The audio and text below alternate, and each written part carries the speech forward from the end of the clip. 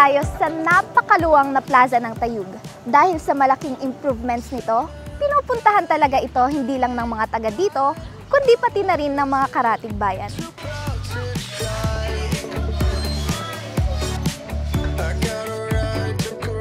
Ang plaza namin is child-friendly talaga. Kung makikita nyo naman, maraming palaruan ng bata. At everyday po yan, merong pupunta na mga magulang kasama ang mga chikiting po nila.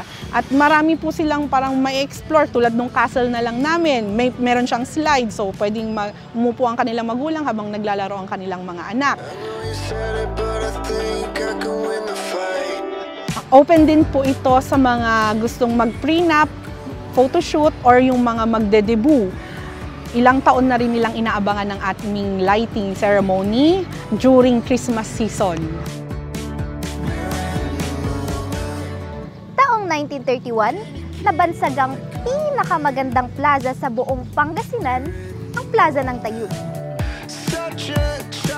Andito tayo ngayon sa aming Municipal Plaza and dadalhin ko kayo sa pinaka-favorite part or place ko dito sa plaza. Yan, ang bahay ni Shrek.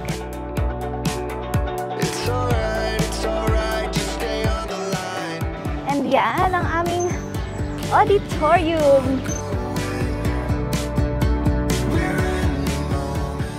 Ang aming plaza po ay very child-friendly. Diba?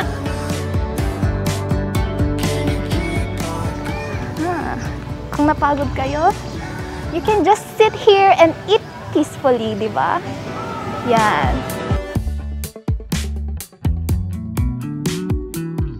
Ang aming pinagmamalaking castle. Di ba? May castle kami dito, guys.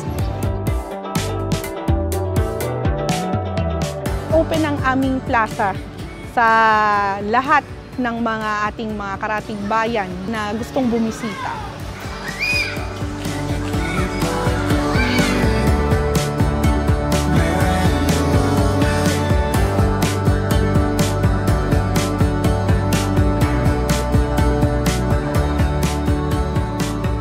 Anytime is the moment you can enjoy kapag andito ka. Mag-isa ka man o may kasama. Next stop natin is just a 5 minutes walk mula dito sa plaza. Tara, puntahan natin!